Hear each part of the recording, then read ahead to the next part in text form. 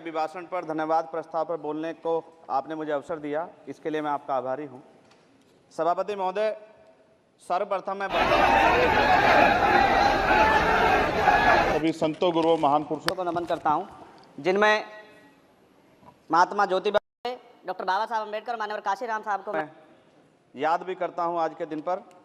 साथ साथ नगीना की महान जनता और भीम आर्मी और हमारी पार्टी आज़ाद समाज पार्टी काशीराम के साथियों का भी धन्यवाद करता हूं।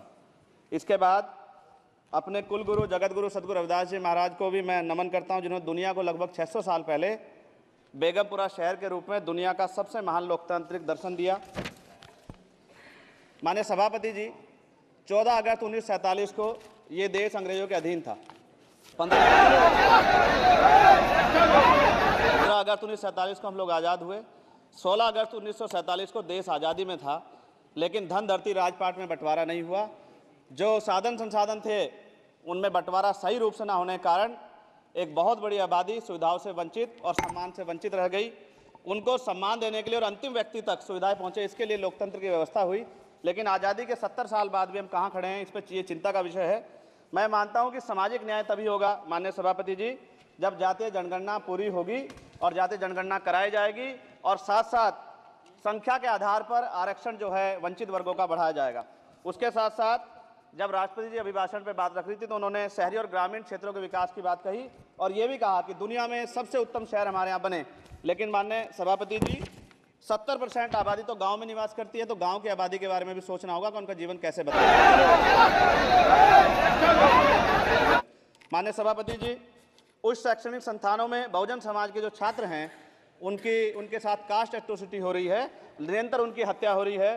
साथ साथ जो सरकारी कर्मचारी हैं दफ्तरों में, उनके साथ भी जो SC ST OBC और मुस्लिम और अन्य धार्मिक अल्पसंख्यक हैं, उनके साथ भी माननीय सभापति जी जातिगत और धार्मिक जो है शोषण किया जा रहा है।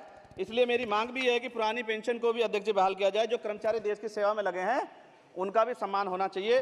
साथ साथ सभापति जी, भाजपा ने चुनावी लाभ के लिए सबका साथ सबका विकास के नारे दिए, जो खोखले हैं, क्योंकि 10 साल में दलित, पिछड़े, आदिवासी, मुस्लिम और अन्य धार्मिक अल्पसंख्यक जो अत्याचार हुए हैं वो किससे छिपे हुए नहीं हैं। ये गलत है, ये बंद होना चाहिए।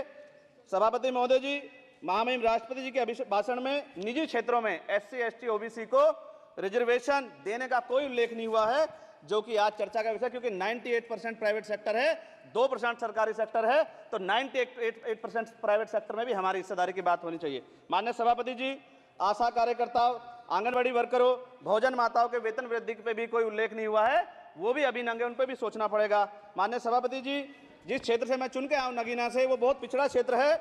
उस क्षेत्र में कोई विशेष आर्थिक पैकेज नहीं दिया गया, रोजगार की सेवाएं नहीं है, नौजवान पलायन करता है। IIT, IIM, एम्स, केंद्रीय विद्यालय आदि शिक्षा में और चिकित्सा संस्थानों की स्थापना होनी चाहिए, जो कि नहीं है।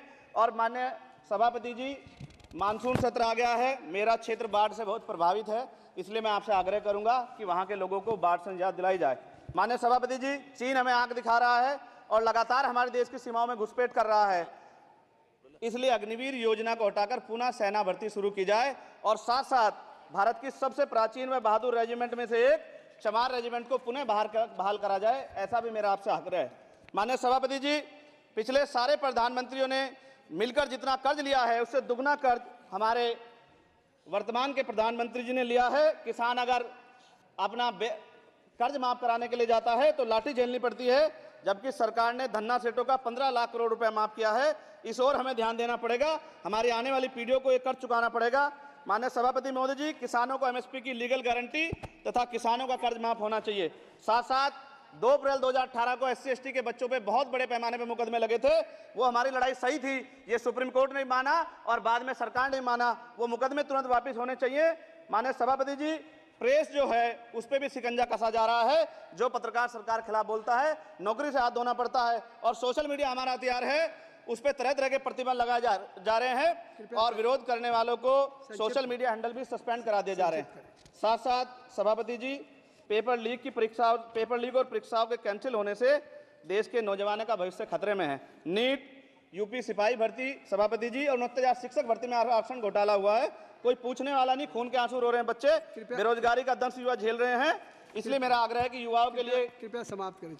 माननीय सभापति जी, मैं पहली बार बोल रहा हूं, आप कहेंगे मैं बैठ जाऊंगा, मैं आपकी बात मैं संवैधानिक मर्यादा का पालन करूंगा, मगर हमको माननीय सभापति जी सुन ही रहे हैं। आप बोलिए, 1 मिनट। धन्यवाद, धन्यवाद एक सभापति मिनट और जी। बोलिए। अध्यक्ष सभापति जी, नारी सम्मान की बात करने वाली सरकार, हमने मणिपुर देखा सर, हमने पहलवान बेटियों का हर्ष देखा सर, और हमने सर हाथरस की बेटी का हर्ष देखा सर, और हाथरस के परिवार को जो वादा किया था सरकार ने वो भी पूरा नहीं किया। और महिलाओं में भी, स्पेशली दलित, पिछड़े और मुस्लिम वर्ग की, आदिवासी वर्ग की महिलाओं के साथ आज भी एनसीआरबी का डाटा कहता है सर जो जुल्म हो रहा है वो सहनीय नहीं है सर। साथ साथ कोविड में तैरती, हमने कोविड में बहुत सुना सर, कोविड में तैरती लाशें भी गंगा में हमने देखी है सर, और मजदूरों का हाल भी हमने देखा है। सभापति जी बस सब समाप्त कर रहा हूं। नोटबंदी पे छोटे मजले उद्योग की जो कमर टूटी वो भी हमने देखी है। सभापति जी, शैक्षणिक संस्थानों, विश्वविद्यालयों में, चिकित्सा संस्थानों में ओबीसी एसटी के योग्य अभ्यर्थी को एनएफएस करके जिस तरह निकाला जा रहा है, लेटरल एंट्री करके जिस तरह हमारे रास्ते बंद किए जा रहे हैं, ये भी हम देख रहे हैं सभापति जी। साथ साथ मेरा ये कहना है सर, ये सबका इशू है कि प्राइवेट कर्मचारी सर और सरकारी भी कई जगह पे 8 से ज़्यादा घंटों से काम करते हैं, और उनको जब सर उचित वेतन भी नहीं मिलता, तो न्यूनतम वेतन 20,000 रुपये तय हो और 24 घंटे की ड्यूटी। उदाहरण के तौर पे यूपी पुलिस सर बहुत पूरा काम करते हैं वो लोग। वो राज्य के विषय हैं, आप यहाँ सर मैं आपके राज्य सरकार के लिए भी आपके संज्ञान में डाल रहा हूँ विषय सर। पुलिस सब जगह है सर, लेकिन सवाल ये है सर, बहुत पसीना बातें हैं, 8 घंटे की ड्यूटी और वेतन विसंगति, बोर्डर स्कीम से उनको जो है बाहर किया जाए। माननीय सभापति जी, 1 मिनट चाहिए सभापति जी। राष्ट्रपति जी ने धर्म के बारे में बात की थी, राम मंदिर से पहले हमारे गुरुगढ़ तुगलकाबाद का फैसला आया था राष्ट्रपति जी, वो सभापति जी अभी तक दिल्ली में स्थित सदगुरु रविदास जी महाराज का गुरुगढ़ नहीं बना। साथ साथ सभापति जी, अपनी बात को खत्म करते हुए मैं आपसे कहना चाहता हूं कि जितना देश दूसरों का है सर, इतना हमारा भी है। हम मरने के लिए पैदा नहीं हुए, जो चाहता है हमारी हत्या कर देता है। मूछें रखने पे, घोड़ी पे बैठने पे, मटकी छूने पे हमारी हत्या हो रही है। क्या बदला है सर 70 साल बाद भी? दलित, पिछड़े, मुसलमानों पे हिंसा नहीं रुक रही है सर। मेरा आपसे संरक्षण के साथ ये आग्रह है कि इन घटनाओं को रोका जाए, और देश किसी की बपौती नहीं है।